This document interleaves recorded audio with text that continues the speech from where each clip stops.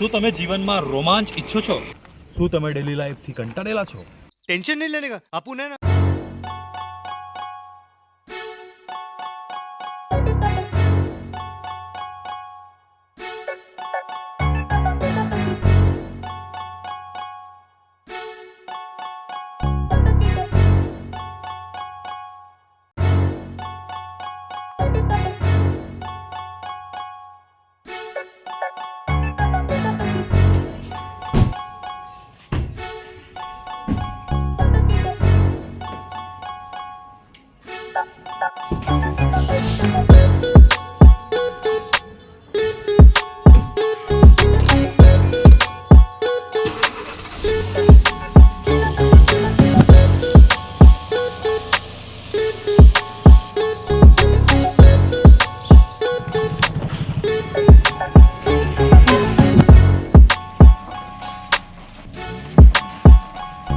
ફરી એકવાર તમારા બધાનું સ્વાગત કરું છું મારી યુટ્યુબ ચેનલ સ્મિત મકવાણા બ્લોગ્સ પર.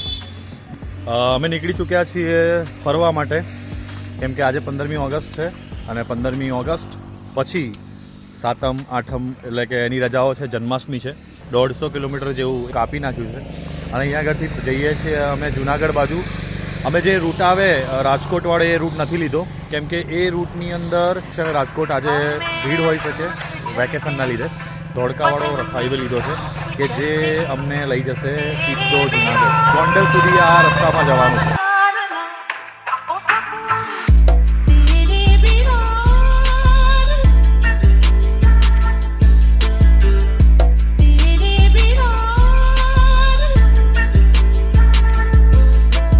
આજે એમ તો 15મી ઓગસ્ટ છે, કાલે જન્માષ્ટમી છે અને એના પછી પણ સન્ડે છે. તો આજે 3 રજાઓ મળી ગઈ, એના માટે અમે લોકો નીકળી ગયા જુનાગઢ.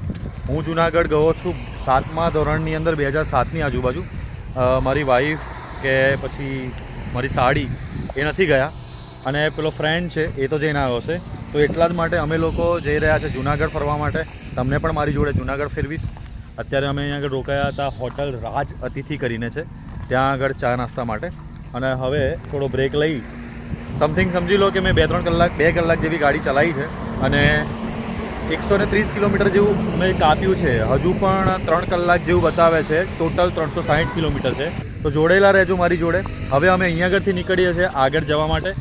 હવે પછી જો કોઈ બ્રેક લઈશું તો તમને બતાવીશ અને બાકી નજારાઓ કેવા ચેન્જ થાય છે એ તમને હું બતાવતો રહીશ.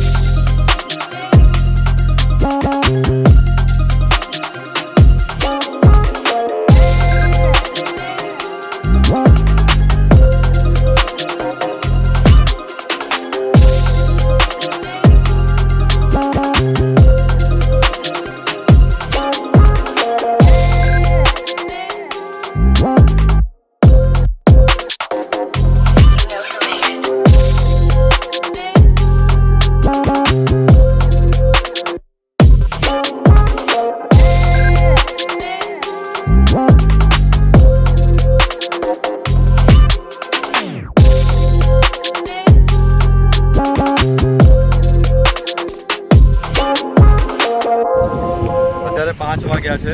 અમે ગોંડલ પહોંચ્યા. ગોંડલથી જુનાગઢ હજુ 60 કિલોમીટર દૂર છે અને જે વાતાવરણ છે આ બાજુ સાઈડે જામ્યું છે બરોબર. તમે જોઈ શકો છો વાદળ અને પવન ફૂંકાવાનો ચાલુ થઈ ગયો છે. રોકાયા છે અહીંયા આગળ. ગાડી સો ફાર સો ગુડ, બહુ મસ્ત પરફોર્મ કર્યું છે. બધા ફ્રેશ થઈ ગયા. હવે અહીંયા આગળથી નીકળે સીધા આ બાજુ ગોંડલથી જુનાગઢ. છેલ્લા સ્ટોપ પર ઊભા રહ્યા હતા, ત્યારથી આ બીજો સ્ટોપ છે અને ગાડી 245.8 એટલે 246 કિલોમીટર ચાલી છે અને ગેસ ઓલમોસ્ટ પતી ગયો છે. હજુ ડેસ્ટિનેશન અમારું 1 કલાક અને 22 મિનિટ દૂર છે.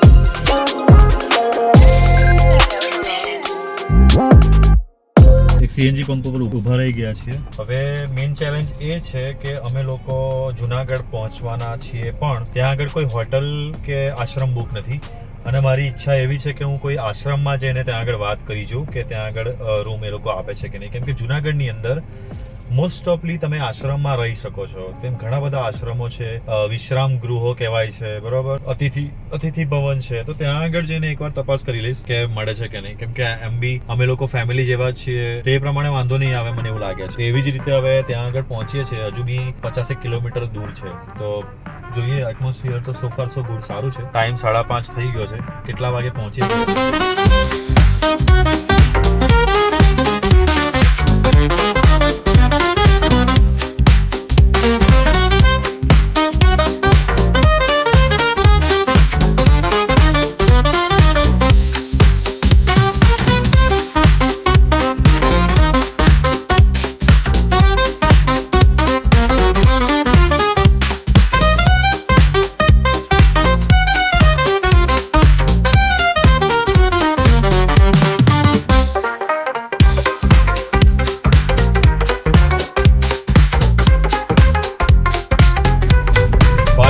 જુનાગઢની અંદર આવી ચૂક્યા છીએ, પણ વરસાદ ચાલુ.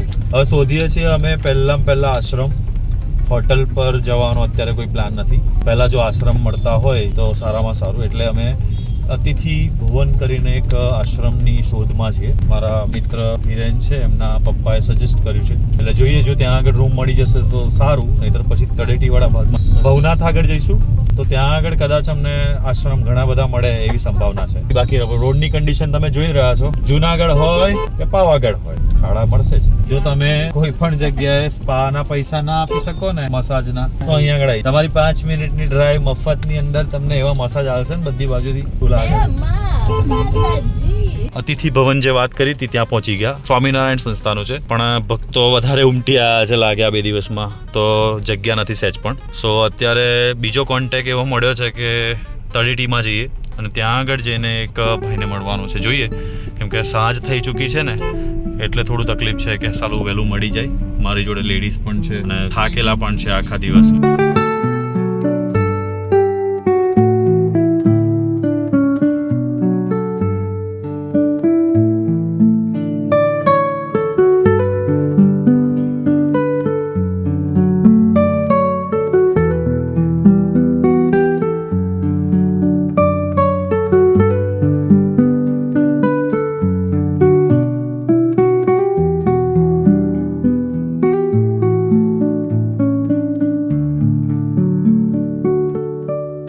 ફાઇનલી અમે પહોંચી ચૂક્યા છીએ તળેટીની અંદર. તળેટીની અંદર એક રૂમ મળી છે.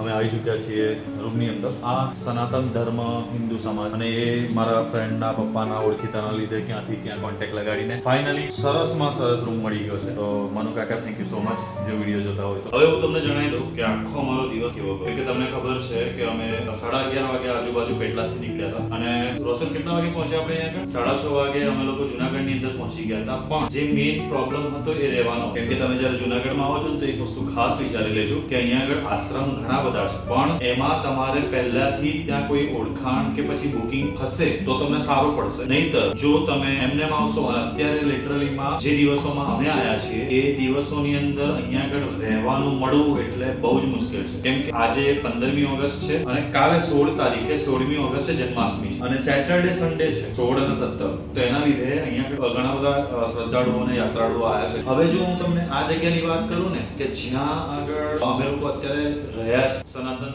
હિન્દુ ધર્મશાળાની અંદર જો રહેવા માંગો છો તો તમારે 1500 રૂપિયા 24 કલાકના આપવા પડશે.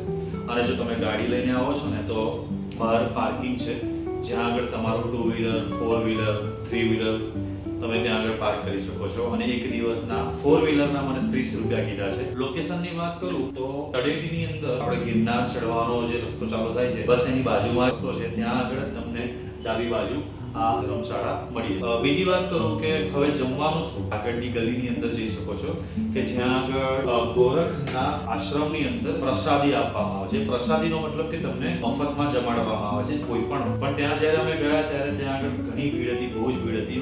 ઓલરેડી 8:30 થઈ ગયા હતા, જેના લીધે જેટલા બી મારી જોડે આવ્યા હતા અને મને બધાને બહુ ભૂખ લાગી હતી, તો અમે લોકોએ એ અવોઇડ કરીને પાછા આવ્યા. અને જે ગલી તમે જુઓ છો એ ગલીની અંદર અમે ભોજન કરવા માટે જોવા ગયા, પણ સાચે કહું તો એટલો રશ હતો આ રજાના લીધે કે ત્યાં આગળ નાનીમાં નાની દુકાન ઉપર પણ અડધા 2 કલાકનું વેઇટિંગ હતું. એટલે અમે લોકો સીધા ફાસ્ટફૂડની જે ગલી તમે જુઓ છો એ ગલીમાં ગયા અને ત્યાં આગળ અમે લોકોએ મેગી, ઢોકળા, ભૂંગળા બટાકા, બ્રેડ પકોડા, કેમ કે બીજું કોઈ ઓપ્શન જ નહોતું અને જો એના માટે વેઇટ કરે તો અમને ખાસા કલાકની વેઇટિંગ હતું, તો એના લીધે ભૂખે મરવું એના કરતાં ખાઈ લીધું. પણ હા, જો તમે તમારું પોતાનું પર્સનલ વ્હીકલ લઈને આવો છો તો એના માટે એક સારામાં સારો એ ઓપ્શન છે કે તમે તળેટીની અંદર, એટલે કે આ ભવનાથમાં અમે રોકાયા છે તળેટીની અંદર, ત્યાં રોકાઓ અને તમારું પોતાનું વાહન લઈને તમે જે કાળવા ગેટ છે જુનાગઢની અંદર ત્યાં આગળ જશો ને તો ત્યાં તમને ગાંઠિયા, ફ્રેન્ચ ફ્રાઈઝ, 100 રૂપિયામાં ગુજરાતી થાળી મળી જશે. ઘણી બધી જેટલી પણ ખાવાની વસ્તુઓ તમે અફોર્ડ કરી શકો અથવા તમારું પેટ ભરાઈ શકે તમે ત્યાં ખાઈ શકશો. આ જ એક તમને સલાહ છે કે તમે જો રોકાણ તમારું તળેટીની અંદર હોય, ભવનાથની અંદર હોય તો તમે જમવા માટે ખાસ સિટીમાં જજો, જુનાગઢમાં જજો, તમારું પર્સનલ વ્હીકલ હોય તો એના લીધે શું છે કે તમે જેટલું અહીંયા આગળ ખાશો, જેવું ખાશો એના કરતાં સારું ત્યાં તમે જમી શકશો. જો હું એક્સપિરિયન્સ કરીશ તો તમને પણ કહીશ અને તમે પણ એક ભૂલ ના કરીશ. બસ, તો આ હતો અમારો આજનો આ દિવસ. જો તમને આ વિડીયો ગમ્યો હોય તો લાઈક, શેર, સબસ્ક્રાઇબ કરો. ચેનલ નાની છે, ચેનલને મોટી કરવાની છે. વિડીયોને વધુમાં વધુ શેર કરો, તમારા જેટલા ફ્રેન્ડ છે એમને મોકલો. હા, થોડું ઇમ્પ્રુવમેન્ટ માંગે છે મારા વિડીયો, આવશે, ધીરે ધીરે આવશે. ઘણા વિડીયો હજુ અપલોડ કરવાના બાકી છે, જેમ કે રાજસ્થાનનો હજુ એક વિડીયો બાકી છે, તો એ ધીરે ધીરે આવશે કેમ કે બધા કામ જોડે લઈને ચાલુ છું અને એમાં ફરવાનું, બ્લોગ કરવાનું અને એડિટ કરવાનું, આ બધી વસ્તુઓ, ઇવન જોડે જોડે મારી ડેલી જોબ કરવાની, આ બધી વસ્તુઓ બધી ભેગી થઈને મને લિટરલી મને જોડી નાખે છે. તો હું મારી રીતે પૂરેપૂરો 100% આપી. તમે પ્લીઝ લાઈક, શેર, સબસ્ક્રાઇબ કરો અને આવા નવા સપોર્ટ કરતા રહો. ચલો, ગુડ નાઇટ.